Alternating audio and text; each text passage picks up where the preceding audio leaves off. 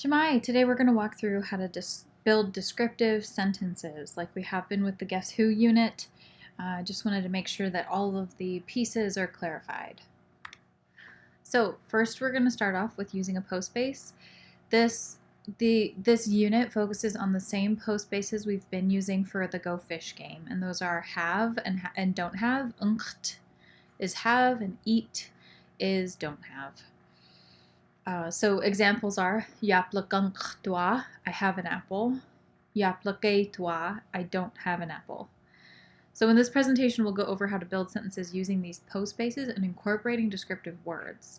I feel like sometimes we get to this point where we have to branch outside of the Go Fish game and we get a little stuck because we know how to use the Go Fish words with the postbases that we're using, but when it comes to adding those postbases to new words, it's just a little bit scary. So we're going to open our minds about how to do that, and then we'll build from there. So when you want to say he has eyes, you add ungt to the end of the word for eyes. But you have to also add the ending, which tells the listener or reader who and when they had eyes. The ending gives you which tense the word is and who you're talking about. So we've been using present tense endings, and in the Go Fish game, you would say Yaplakangtuten ka, do you have an apple? And the answer was either Yaplakangtwa, I have an apple, or Yaplaketwa, I don't have an apple. Those are first and second person present tense endings. When we do the Guess Who unit, we usually talk about the third person, someone else, and that is he, she, or it. So here we have the sentence structure. I've made it look like an equation. Ingalak is the word for eyes. Ungt is the postbase to have. Uk is the he, she, it ending. So this is the ending word, the word that results from combining all of these pieces, and it means he, she, or it has eyes. The next example, ingalak, ungt, uten. Those pieces are eyes, have, and you, present tense. Ingalangtuten. And that means you have eyes. We're always removing the Q before we add the ungt and postbase, so that it flows right in there. Ingalangtuten. Okay. Then a new word, ihok, is leg. Ihongtuten, you have legs. Ihongtuten. Okay. So those phrases are full sentences. They can be full sentences. They'd be grammatically correct. But they don't tell us very much. It just says he or she has eyes. We don't know if they're plural. We don't know how many eyes. We don't know what color, how big, what size, what kind of eyes. They could be snake eyes. We don't know. So what we need to do is add a descriptive word to the sentence. And it's never that easy, right? We have to do a couple more things to get there. So let's talk about skak.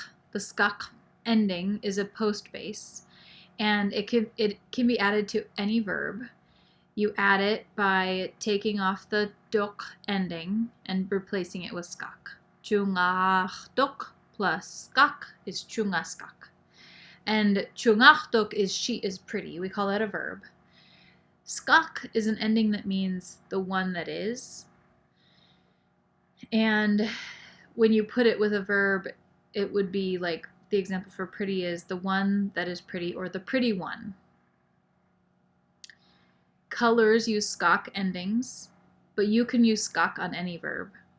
So one of the examples that is my most fun, or the one I most enjoy, is when you, so this one is ingalangskak.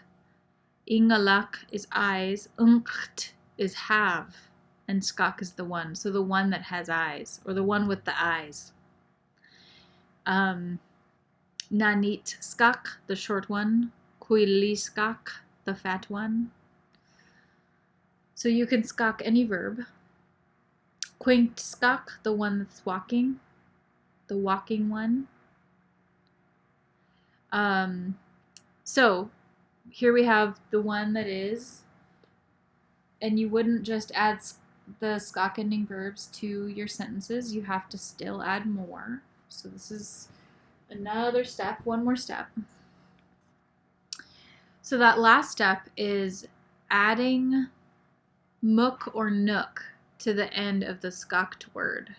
Chunga ska nook, chuchu naska nook, tells me that you're talking about this verb and that there's more than one of the things that they have. So nook is for two or more. Muk with an M is for singular. So chuchu naska nook inga langduk. He, sheer, it has pretty eyes. Chungaskak just means the pretty one. Inga langduk just means he has eyes. You have to say chungaska nook inga langduk to make it be she has pretty eyes. If you just say chuchu naskak inga langduk, it's gonna sound like the pretty one has eyes. So be careful. Same goes for the next one down. Angskak plus inga langduten. Angska nook inga langduten. You have big eyes. Takskak irongduten. Takskanuk irongduten. You have long legs.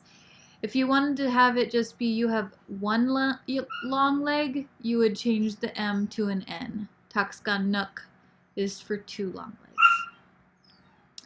Well, the puppy has started to cry, and I've come to the end of my slides. So I hope this helped with your developing sentences for your discussion board posts and other practice that you're doing for making full sentences.